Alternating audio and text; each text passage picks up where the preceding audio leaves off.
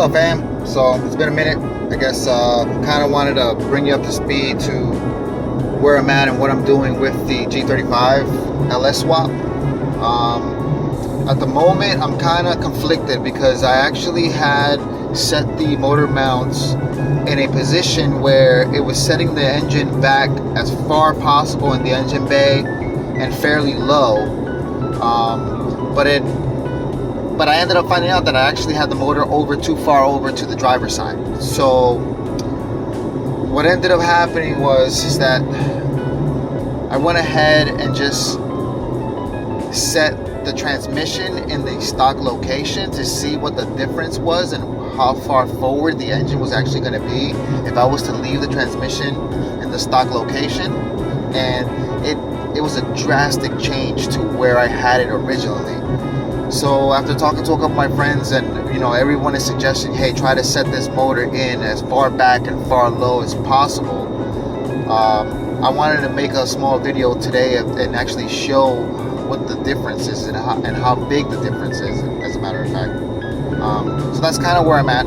I just picked up a couple of things from this metal supply shop that we have locally here, and I'm going to see if I can actually build the transmission bracket first so that I can set the tranny, have the angle fairly close, and then at that point change the motor mounts around to see how I'm gonna actually configure the motor mounts. But that's where I'm at. So let's see how far we can get today, and let's see if I can actually show you guys something that you haven't seen before with the differences on where you can set your tranny when it comes to setting an LS block into the G35 or even the 350Z engine bay. Alright guys, enjoy. What's up, fam? So I'm back at the house, and just kind of wanted to see if I can show you guys where the motor is now, and it's actually sitting with the transmission in its stock location. So I'm going to show you the front of the engine and the back of the engine, how much room there is between the actual back of the block and the actual firewall, and then I'll actually post a picture of what it looked like when it was actually sitting in the stock location that I actually set the motor mounts at. So here is it. Here's the engine at with the transmission in the stock location.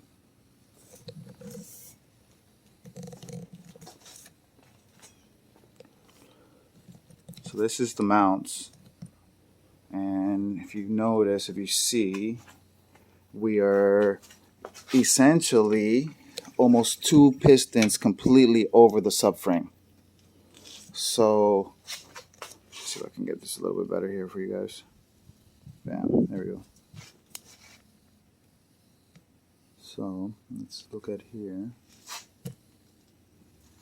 So that's the engine mount set there, and we are almost over the sway bar. Well, no, we actually are over the sway bar. So that's going to be kind of a pain for the oil pan.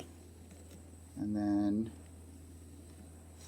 let me show you what the back of it. So there's the room between the back of the block and the actual firewall. That's a lot of room there. So you guys will see in a little bit, I'm actually going to start setting everything back. Actually, no, I'm sorry. The goal is to make the transmission mount, and then once I make the transmission mount, the engine will be set back, and then I'll have to move the motor mounts, and then at that point I'll show you exactly how I can move these motor mounts. I can explain it real quickly, but basically this plate right here is an adapter plate that allows LS block to G body.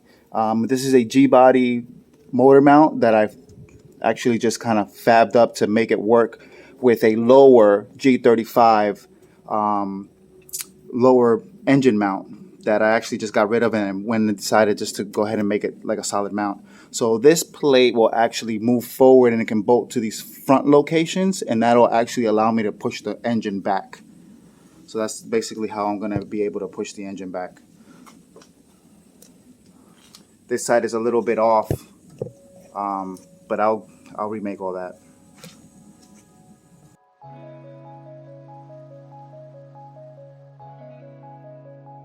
I guess the lesson I'm learning today is not to leave these pieces of metal out in the sun if you do not want to get burned. So I need gloves to go grab that. Florida heat. Welcome to Florida. All right, fam. So here's where I'm at now. I actually got some plates cut out and bolted in underneath. And now what I need to do is actually move the motor mounts so that I can actually push everything back. But I'll show you what I have underneath so far. It's not much.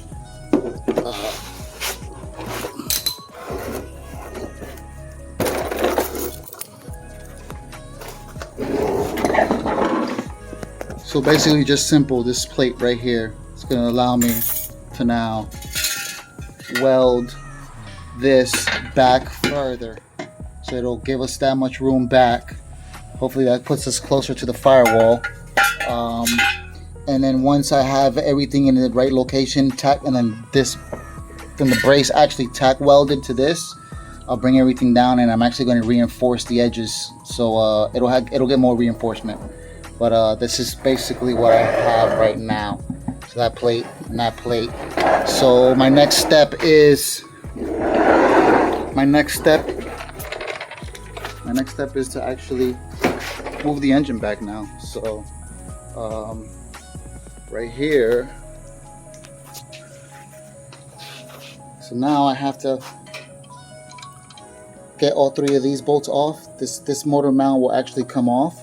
Then this plate will come off as well and slide forward and then be attached to these 4 points. And I can land the motor mount back in there. It'll actually push everything back.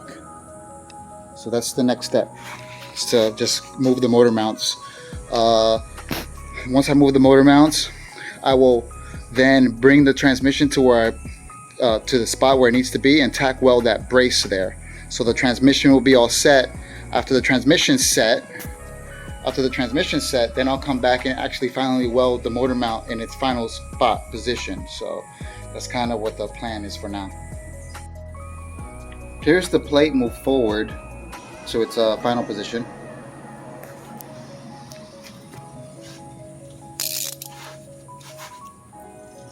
So this entire plate was actually back here, sat back there. So now it's moved forward. This is going to allow me to push the engine back. Now let's take the driver's side out and swap that mount forward. It's okay. How you doing?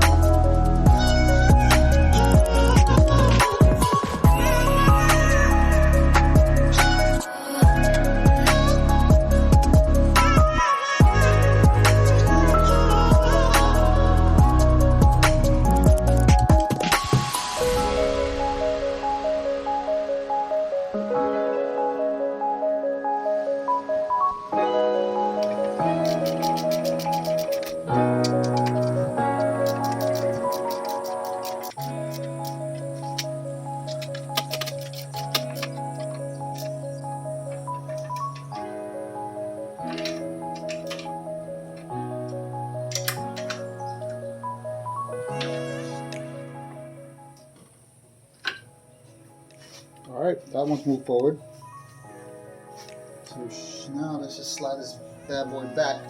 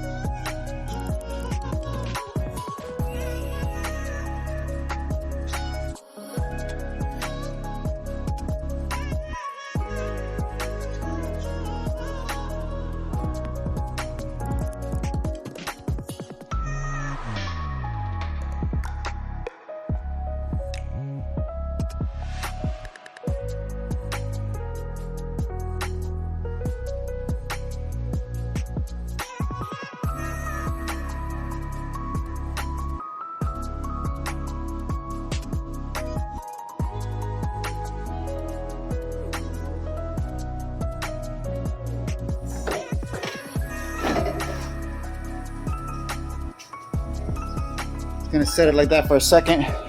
See if I can raise the transmission with a jack.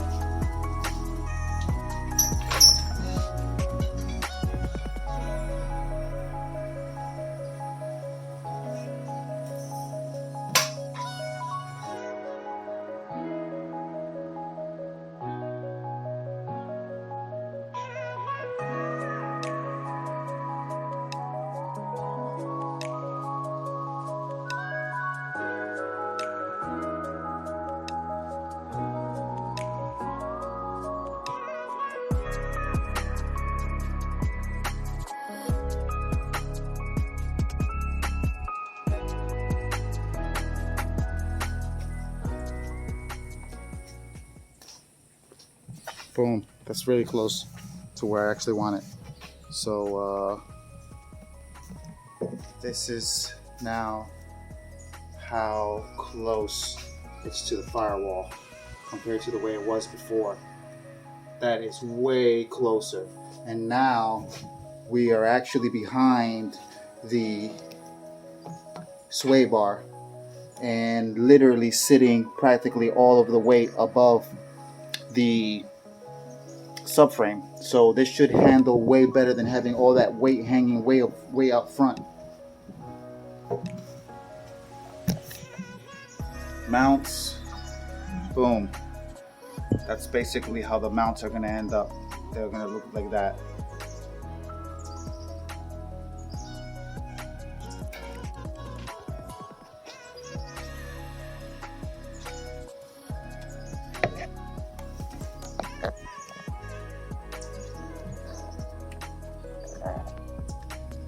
So those are the engine mounts right there.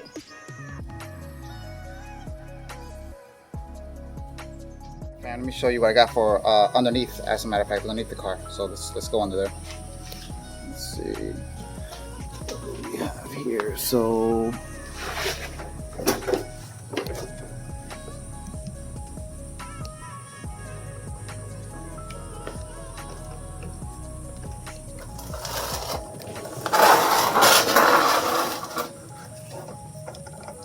see if we can get a better shot here.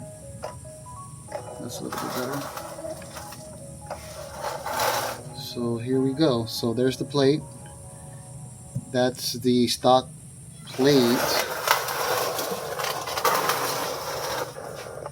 Now all I'm gonna do is jack this bad boy up.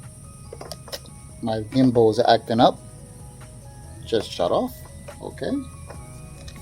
What are you doing to me? There we go. Alright, so now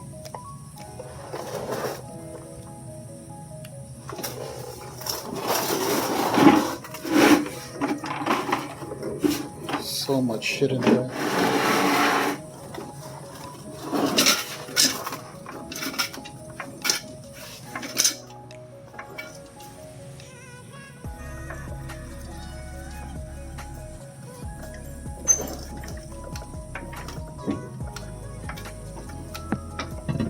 Okay, what am I hitting? Oh, there we go. I'm already on there.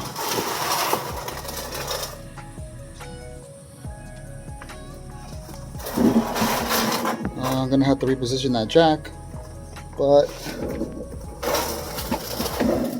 we are fairly centered, and all I'm gonna do is just weld this plate to this and then reinforce it.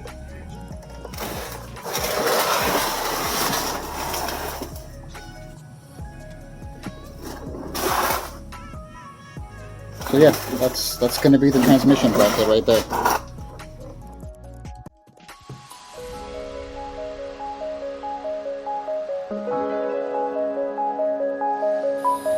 All right, guys, this is it for today. I didn't get too much further on that bracket. I still got to weld it all up and stuff like that. But the engine's in, transmission looks like it's in a really good spot, and I really wanted just to show what the difference would be if you did leave the transmission in the stock location, where it actually sets the motor at. And to tell you the truth, for me, it's not worth leaving the transmission in the stock location, because it just pushes this engine so far forward that it doesn't seem like it's going to be like it won't handle that well. So yep, this is where I'm at, and hopefully you guys learn something, and we're all learning together. So little by little, hopefully I can knock this project out. But thank you for watching, and see you in the next one. Thanks, guys.